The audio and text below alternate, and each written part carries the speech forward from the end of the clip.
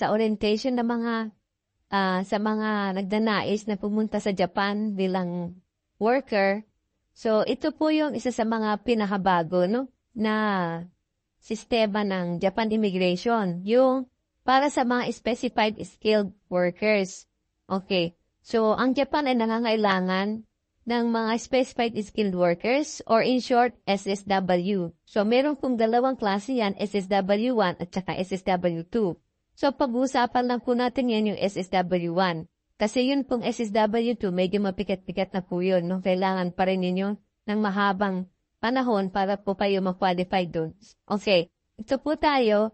Ang Japan po ay nagbukas ng oportunidad para sa 12 klase ng trabaho or category ng trabaho na pwede pong applyan bilang specified skilled workers. So, ito po yun, yung nursing care, so yung building cleaning management, okay, machine parts and tooling industries, industrial machinery industry, electronics and information industries, construction industry, shipbuilding and ship machinery industries, automobile repair and maintenance, aviation industry, hotel and lodging industry, okay, agricultura, fishery and apiculture industries, pag-manufacture ng pagkain at inumin, food service industry, at saka combination ng food manufacture or processing and food service. Yung nag-aayos ng pagkain tapos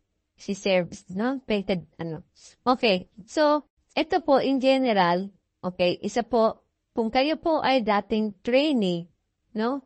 Trainee po kayo, nakalagay dito sa kumpleto niyo po yung kontrata niyo as trainee. Sa mga related industries na ito, hindi nyo na po kailangan ng Japanese language proficiency at saka skills, yung sinatawag nila na skills test, no, na gawa po ng Japan. So sila rin po yung gumawa ng exam. Meron po mga testing centers na itinatalaga at ni-schedule sa bawat bansa. Okay, so meron din po tayo dito sa Philippines. Ayan, Ngayon, let's say, for example, kung kayo po ay bago, no, yung bagong aplikante pa lang, okay, dun muna tayo sa trainee visa. Pag trainee visa po, kung halimbawa, kahit na nagtapos po kayo ng 3 taon ng trainee visa, dun hanggang sanggo na tinatawag nila, hanggang 5 years, okay, makakabalik po kayo sa Japan bilang SSW. Sa ibang kategorya, pwede po. Halimbawa po, yung dati yung kategorya, hindi po kasama dito sa naka-offer na ito, no? Ayan, no? Sa naka-offer na ito, pwede po tayong mag-switch ng skills.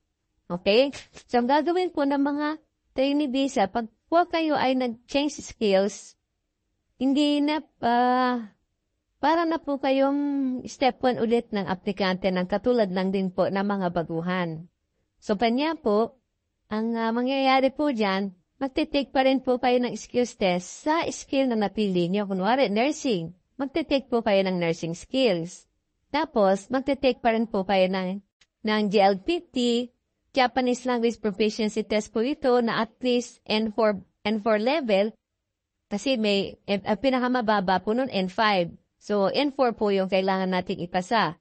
O kaya po ay yung JFT Basic A2. Kasi meron pong beginner, meron pong A1. May A1 po na exam. May A2. So, dun po dapat ang pupunin yung exam yung A2. Okay. Para po sa Japanese language skills test, kung kayo po ay talagang baguhan at zero talaga na knowledge, no? Makikipag-ugnayan po kayo sa mga schools na pwede po kayo mag-aral or mag-review. O mag-aral po ng Japanese language, hindi po siya medyo mahaba po yung proseso ng pag-aaral. Pero yun po, kung talaga pong determinado kayo, maghanap po tayo ng Japanese language school, either face-to-face or online, na malapit sa inyo or swak sa inyong kagustuhan, no? Makasundo ninyo. Doon po kayo mag-enroll para po makuha ninyo or may pasa ninyo yung mga required test. Okay? Ngayon, kunwari, required test, okay na sa'yo. Tingnan po natin yung mga mga mga kategorya nito, no? Katulad dito, okay? So, pagka po kasi pasado na kayo ng mga ito, no? Kasi wala po kasing agency na tatanggap po ng mag-aaral pa lang kayo. So, ang kailangan po nila yung ready na. Kumbaga sa halimbawa, kung nag-apply kayo ng trabaho sa ibang kumpanya, di ba, kailangan po natin yung meron na tayong degree sa, halimbawa, mag-a-apply ka po bilang nurse sa isang hospital, kailangan po meron ka pong degree sa nursing, okay? Nito po sa SSW, hindi niyo po kailangan ng degree. Pero kailangan niyo lang po, maipasa po yung exam. So, para po maipasa yun, siyempre, kailangan niyo po ng preparation. Kasi po, kaya nga po may exam para po malaman o ma-measure na yung pong mga bagay na kailangan na alam niyo dapat tungkol sa trabaho gina-applyan nyo, ay maipapasa ninyo yung test na related doon. Yun po yung purpose noon, no? Tapos po, syempre, dahil Japan po yun, hindi po nangangailangan ng experience, okay? Pero, kahit pa paano po, matuto po tayo ng salita nila, medyo mas mataas po yung level ng hinihingi nila kaysa po sa trainee visa. Kanya nga po, pinapayo po sa mga nandiyan na, lalo na nandiyan na sa Japan, na kahit pa wala pa kayong plano na mag-apply sa na yun kasi ganyan naman pagka habang nagtitraining doon sa 3 taon ba naman, siyempre parang feeling niya pagod na o 2 taon pagod na kayo.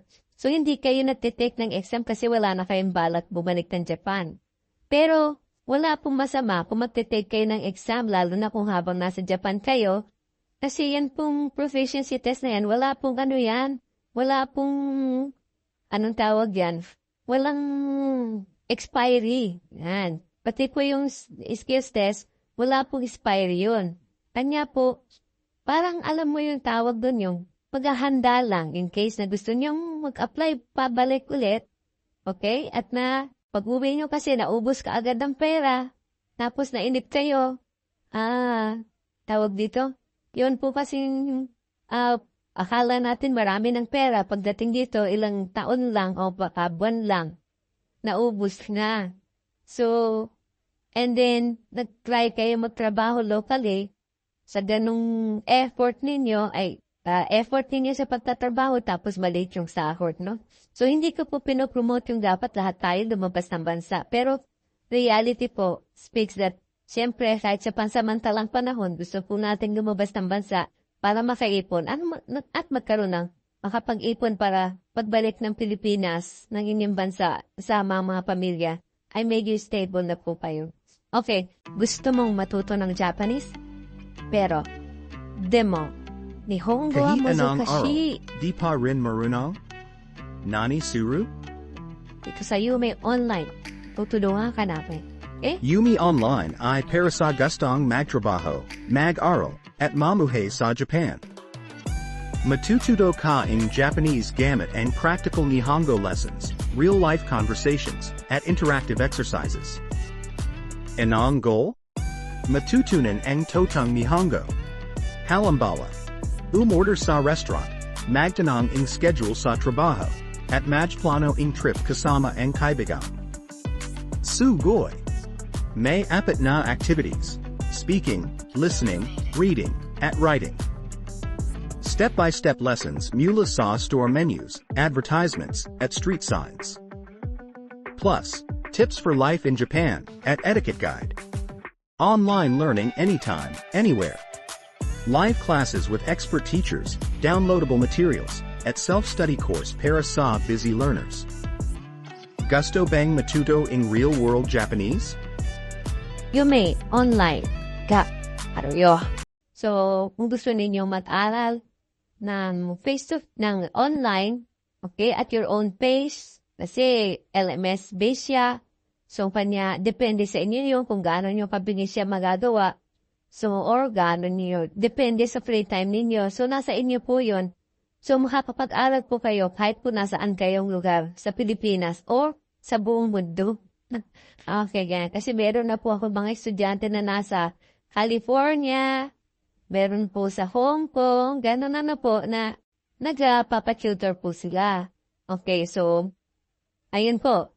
Okay, so, tuloy po natin ito. Yun nga, ang pinaka-ano po nito, pagkatapos nyo po mapili kung anong kategorya ang gusto ninyo, yun po yung ipiprepare ninyo ng pag-aaralan para po sa exam na iti-take ninyo. Okay, now,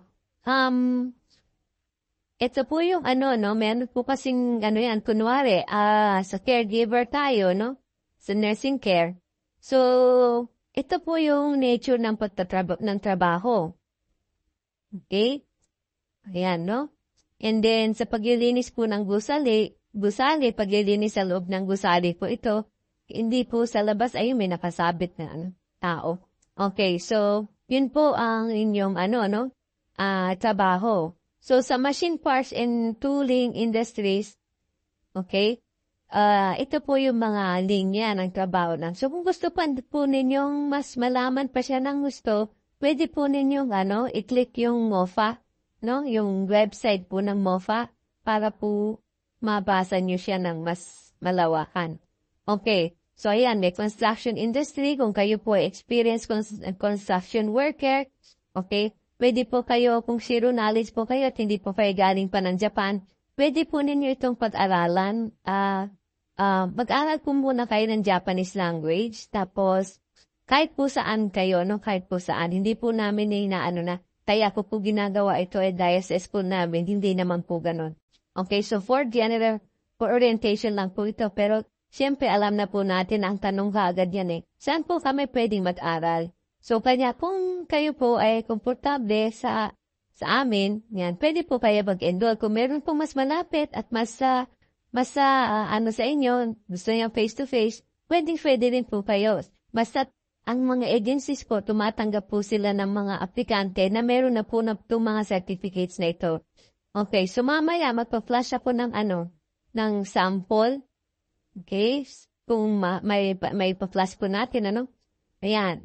So, ito yung mga Yan, katulad yan, kunwari, graduate ka ng vocational sa automotive. Ayan, no? So, kaya, sakop ito, di ba? So, ang kulang nyo na lang ay yung skills test at saka yung Japanese language proficiency. Kanya lang po, talaga mauna po yung Japanese language study kasi po, yung mga example naka-Japanese. So, pagka naman po, limbawa, ito yung napili nyo, limbawa, meron po naman silang binibigay na reviewer, no? Para po makapag-prepare din kayo, mabasa ninyo, pero mababasa nyo nga lang yun kung kayo po ay pasado na po ng Japanese language proficiency test. Okay? Ayan. So, ito yung hotel and lodging industry. Inhane. Okay? So, ang kaugnayan ng hotel, tulad ng pagtatrabaho sa front desk, paggawa ng plano, relasyong pampubliko, pakikipag-ugnayan sa customer, serbisyong may kaugnayan sa mga restaurant at iba pa. So, yon. Okay? Ayan. And then, ayan, kung agrikultura or na in demand, okay, lalo na po sa mga newcomer, pwede po magsimula sa pagiging trainee visa, okay, kung kayo po ay below 30 years old at gusto nyo po ng trainee visa muna, yun po, wala po kailangan yun na ng Japanese language proficiency kasi libre po yung pag-aaral. So, mag-apply lang po kayo at kung meron kayong kaalaman sa mga skills na ito, pwede po kayo mag-apply bilang training visa muna. So, below 30 years old po para po masigurado. Okay? Ayan po. Okay, so, kaya po kung may mga katanungan pa, so, yun lang po and good luck po sa inyo. So, hope to see you or hope to hear from you. Okay? So, bye po and maraming salamat. Magandang araw po sa inyong lahat ulit. Okay?